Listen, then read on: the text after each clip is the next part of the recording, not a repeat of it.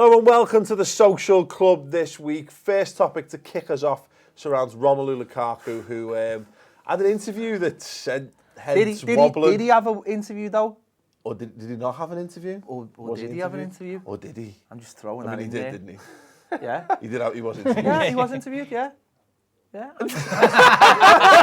I'm just staring So just to kick it off, obviously everyone knows, but there was some interesting quotes, and the one of the ones I think that stuck was about the club has accepted it won't win a trophy and ploughed on, etc., etc. He says, because we always talk about the teams of the 80s and 70s, and if you look, it was great, but as players, we want the fans talking about us instead of talking about them. No disrespect, but you know what I mean. You want to be remembered as well. No matter where you play, you want to be remembered. You cannot only be remembered by scoring goals, you want to be remembered by winning trophies at the end of the day. And obviously there's some quotes as well about, I think he talks about like the ambition of Everton Football Club and what have you. So essentially what it's done is it sparked some outrage for Evertonians. No, let's, can we just stop right there? No outrage. There's no outrage with Evertonians. Not at all. Not one Evertonian. Well, maybe one who's an idiot. Well, that's fine. But there's no outrage. Let's just stop that. But let's not make this clickbait shite. It isn't. There's no outrage. He did get a fantastic reception on Saturday because what he said. Let's just put this in the timeline. Last Tuesday, right, he was supposed to sign the contract, right? He walked into Finch Farm with his agents and basically said, "I'm not signing the contract." So that got out first through the journalists who were there at that interview. That interview was embargoed for another 24 hours or so. Everton put a statement out in the meantime, or the owner did, basically saying we're going to do everything we can. And then some people built this or hyped this interview up as being like really, really bad. And when it came out, it was just like, yeah, it's what Evertonians have been saying for 10 years. Yeah. That the club have showed no ambition and they are happy wheeling out all the old players who won this and won that. And Lukaku was absolutely justified in what he said. And some of the things he said were a little bit stupid because he mentioned Man City and buying people like Robinho. Now, we couldn't do that now because of financial fair play for a start. But also there was a time when Man City got bored and they didn't just suddenly go and buy all the best players. There was a little gap. They had to go through the Alanos and Joes. Exactly, and they tried. I remember when they tried to get Kaka, and it never happened, and people sort of laughed at them. But they got there eventually. Yeah. So, listen, I've always been very honest about Lukaku. I think he's about 2 or 3 years ahead of where Everton want to be. Yeah. Can I just ask though? What changed from him and his agent saying 99.9% sure we're going to sign a contract to actually, do you know what? You've lacked ambition. What changed in that nothing. That's just period? $1 million. Well, I don't think that was a truth. That's the £100 million question, isn't it? Did anything change? Was he ever signing the contract? Yeah. Or is the lad headstrong enough to say, actually, you know what? I am just going to go my own way. Or did some big club come in for him and say, we'll come in for you? Here's the thing, and this is the thing we see more and more, James, is that particularly with Mino Raiola players as well, funnily enough, is that it wouldn't shock if someone had a little word with his agents and said, well, look, you know, it hampers the bargaining position of outside clubs if he signs down to a long-term contract. And isn't there something about the clause as well? There's a buyout clause, wasn't there? Yeah, and where that sits, what number that sits at. Is there though? I mean, that's the problem, isn't it? That's what the press are telling us, but is that real? I mean, yes. I mean, I think he would lose all the power if he signs a 5-year contract, and the buyout clause is like 100 million. What I would have probably said to him was, the buyout clause this summer is 90 million, but then obviously it'll go down in the next couple of years.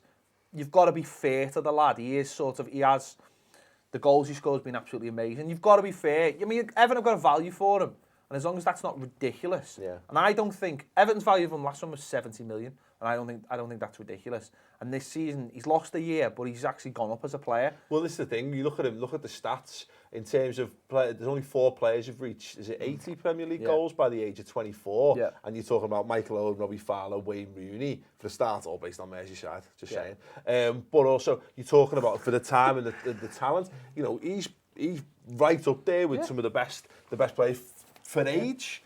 You know, there's very few clubs in world football who wouldn't at least be interested in taking a look at him. He's top goal scorer in the Premier League and doesn't take penalties. I mean, I'm not a dig at Harry Kane. I'm just saying he's out ahead now. I know Kane's injured, but he's a top player. And as I said, I think he's a couple of years ahead of where Everton want to be, which is the biggest disappointment because sometimes for a club like Everton, you only get these players once in a generation. That's it, isn't it? Isn't there the moment where you've got to kind of go, you've got to make a jump then and go, these are the players that we want, even though he's 3 years ahead of that's where Everton have got to hold strong now. See, I was the same with John Stones last year. I mean, I remember someone from Ball Street called me up and went, will you do a video on John Stones going to Chelsea? I went, no.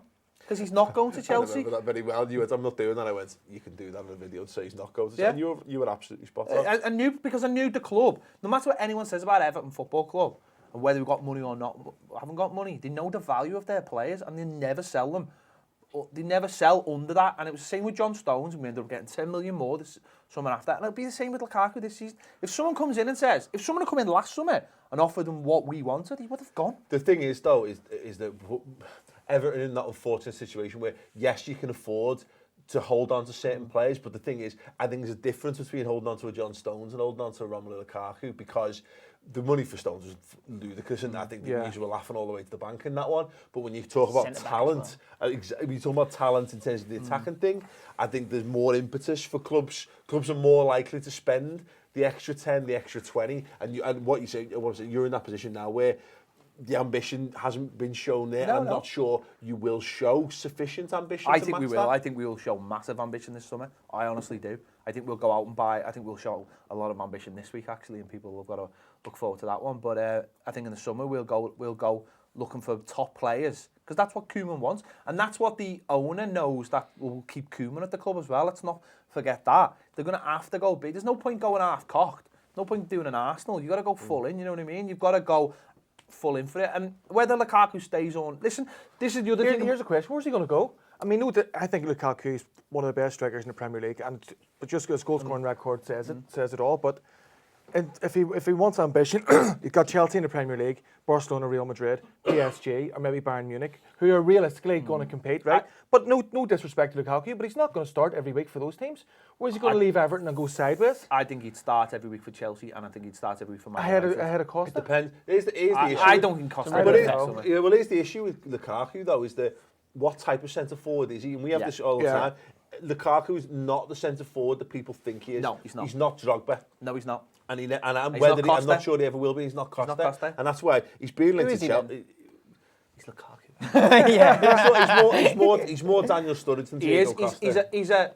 He's in the wrong shaped body, but he needs to start learning how to use that body a little bit more. But he's not someone back to goal. So if Chelsea bought him, they'd have to play someone up front to get the very, very best. He's a runner, isn't he? He's a runner. He isn't. He's just put it this way, right? If you give him a chance, he'll score. That's what he is. I remember someone saying to me when we did Ball Street deadline day, and someone said, "Oh, he's he's very one-dimensional, isn't he?" Yeah, he just puts the ball in the back of the net. If you're gonna have a dimension, as a centre forward, yeah, that's the dimension I want. There's a lot. He's 24. There's a lot more to come from him.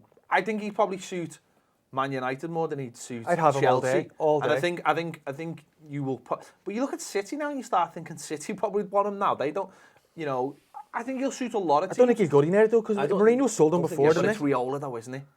He's best mates with Pogba. They spend a lot of nights together. I'm not saying nothing. Just they spend a lot of time together in Cheshire. I'm just saying they do. I don't know. And I think, but you got to be realistic. I've got to be realistic, and I think it's more the timing that's annoyed me. But if you're going to do it, you might as well tell people. All I want is the lad to just go and get the top goal scorer for the rest of this. Finish top goal scorer in the Premier League, and then we'll see what happens. But the club want to keep him. Yeah, it is the thing. It feels like you might be able to get one more season out of him, but equally, I'm not sure. Would you be shocked if he moved on this summer? Of course, but you've got to ask the question as well.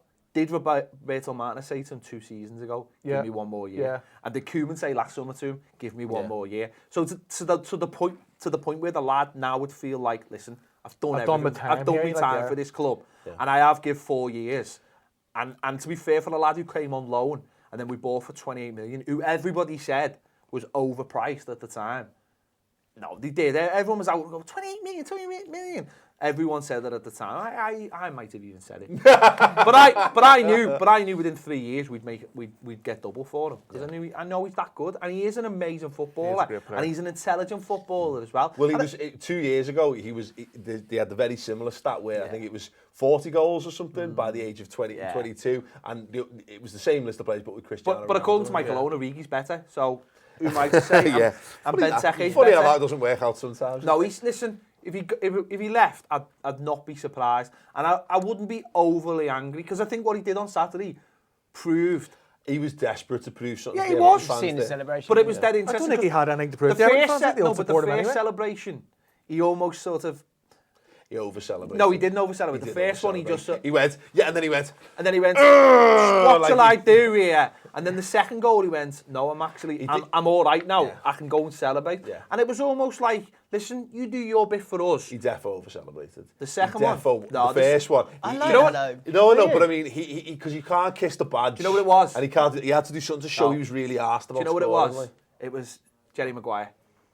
It was that celebration, which I've mentioned before in our show that he needs to do. It was that. Show me the money. It was the appreciate. It was a little bit like it was the appreciation of the fans. So he went in there and sort of celebrated with them a little bit, and that's what it felt like a little. It was almost like saying, "Listen, we're not angry with you." No, but the fans were like, "Listen, just do your bit. We'll back you, and whatever will be, will be." We're not stupid. As fans, we're not stupid. And I think the media play a big part in this, trying to divide people. And he's going to... I mean, that dickhead Matt Law, right, putting stories out saying Chelsea are coming in for Rom, and they're also going to get Barkley as well. Like, fuck off, you knobber. Where did that come from? I know, yeah. Knobber. For 2 years, he went on about Stones going to Chelsea. Oh, he's going to Chelsea. And us mere fans who know nothing about the game, like, he's not going to Chelsea, mate. He's not. And he didn't. Yeah. So fuck you, Matt Law. Well, you're right. There's a lot of it. It's easy now. And it goes back to what you're saying about the Stones thing is that because there's people from the outside looking in. And look, you get it. Look, people have already typed the comments in the comments going, what is Ped on about? Exactly. Because people, I don't think most people, you don't know, but you'll have a better idea because you're more in touch with what's happening at the football club than people outside it. I don't think people have a concept of what Everton can be in the next couple of years. People don't have a concept of what Everton are already, never mind of what they can be. And this guy we've got in, right, he wants the moon, honestly. He wants everything. Now, so does the Aston Villa owner, to be fair. Yeah, but he lives on the moon. That's the difference. that's the sort of difference. No, this fella wants everything, and his mate from Arsenal wants everything as well.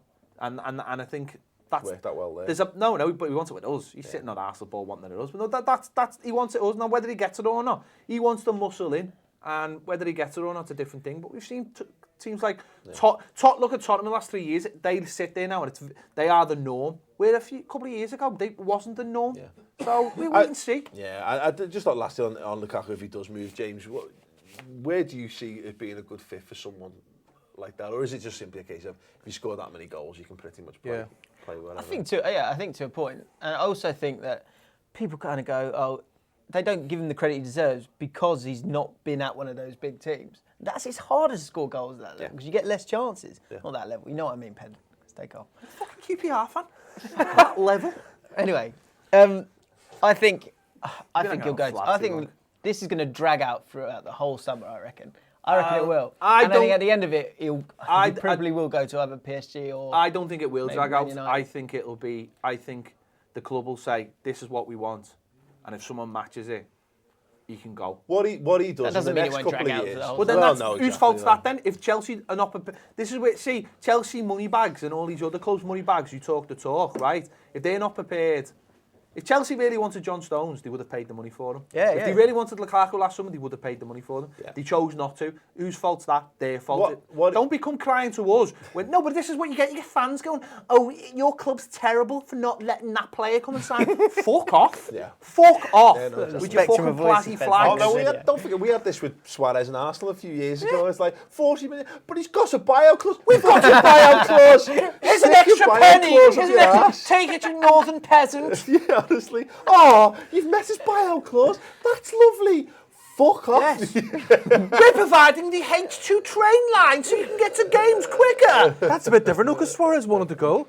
I don't know if Lukaku. I don't know what club. What club seriously do you see him signing I don't think it's clear that Chelsea or Man United. Exactly. I don't think it's clear that Lukaku wants. He's not desperate to leave, is he? But we live. It's a fantasy world if we think the footballers have got any great affinity to the football clubs. And look, everyone's got a limited shelf life. You say this when you're for someone like him, and he mentions it. He talks about the best strikers in the world, and it will be part of his ambition to test himself. Exactly. So go and play for Malmo. The worst thing for him is that I just think a move to Chelsea, given we know what Chelsea are like, and I know it's be different under Conte and whatever. He does as well, though. He knows what Chelsea's like too. Exactly. But they bent him off maybe before. Maybe he feels he has something to prove. Maybe he wants to stride back in there and go, right, you should have done this to me. But I just think he's got a better chance of succeeding either by having another couple of years at Everton and watching them move up through the gears, or by going to someone who are tailor-made for what he does. But he's right in what he said, though, and this is why, again, he hasn't upset any Everton fans in what he said. He's right in what he said.